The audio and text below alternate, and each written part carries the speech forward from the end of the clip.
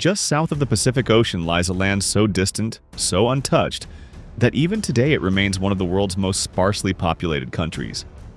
Roughly 4,000 kilometers away from Australia, New Zealand is often recognized as the world's second most peaceful country. Many people know it for its cricket legends like Brendan McCullum, Ross Taylor, and Daniel Vettori. But beyond sports, New Zealand offers a stunning, almost dreamlike landscape. Surrounded by mountains and alpine lakes and known for its high-quality organic produce, it's a place of exceptional natural beauty.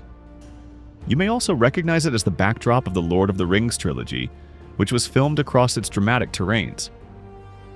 Much like the UK, New Zealand experiences warm summers, long winters, and heavy rainfall. Yet despite the scenic views, mild climate, and quality of life, 80% of New Zealand's land remains uninhabited.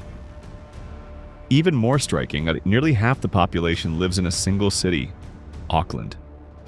So why is such a beautiful country so empty? Let's find out. To understand the emptiness, we need to look at New Zealand's unique location. When viewed on the world map, it's clear this country is extremely remote. For context, it takes over 22 hours of air travel from many major global cities just to reach it. It sits isolated in the southwestern Pacific Ocean, surrounded by vast waters and separated from the rest of the world by thousands of kilometers. The question naturally arises, how did humans first reach such a distant land? According to official records, the first settlers arrived in New Zealand over 1,000 years ago. Between 1320 and 1350, the Polynesian people known as the Māori discovered these remote islands. They traveled in large wooden canoes across the open Pacific Ocean, navigating from nearby island regions, often referred to as the Polynesian Triangle. Historical accounts say one such voyager, a fisherman named Kupe, set out on a journey to escape local resource shortages, particularly food. Sea creatures like octopuses began to interfere with their fishing grounds, causing disruption. Kupe, along with a small group of companions, sailed off in search of a new land with stable resources.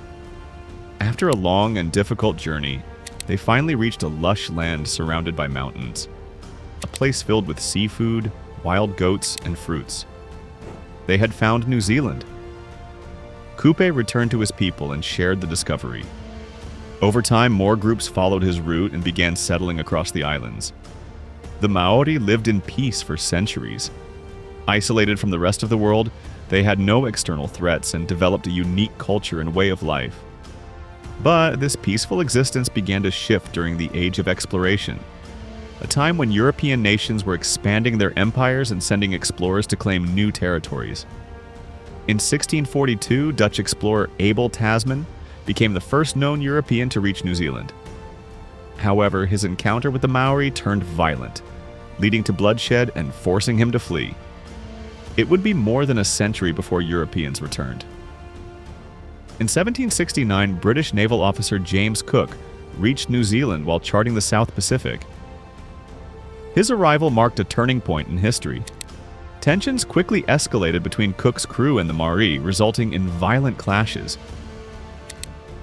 Although Cook was ultimately forced to withdraw, he mapped the coastline and shared his findings, opening the door for large-scale European interest. By the 18th century, European traders and settlers began arriving in growing numbers. Unlike Tasman and Cook's time, these newcomers approached the Maori with greater caution, using trade and negotiation rather than outright force. British ports and settlements slowly began to appear, and within just 100 years, the British had taken full control of the islands.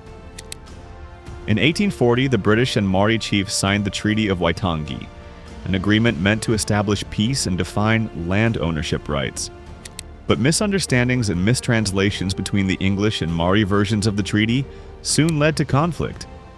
Disputes over land ownership intensified, and a long, drawn-out war began, lasting over 40 years. These land wars resulted in the deaths of many Maori people and the eventual loss of most of their territories.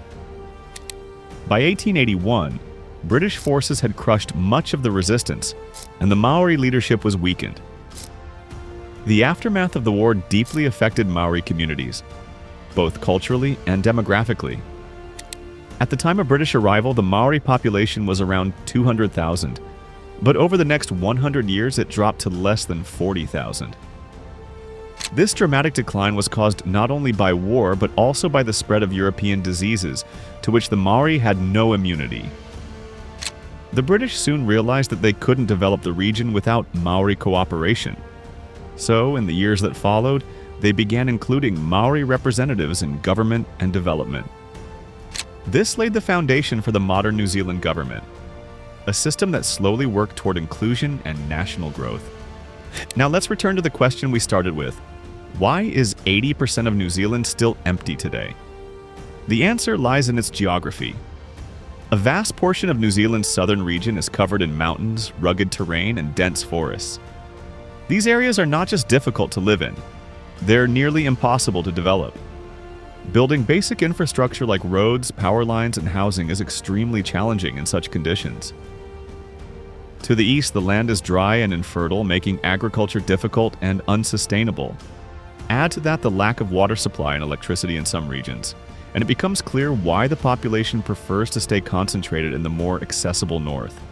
As a result, the majority of New Zealand's population lives in the northern part of the country, particularly in cities like Auckland, which alone is home to nearly half the nation's residents. Over the years, population growth remained slow, especially after World War II when immigration policies were tight and entry was limited.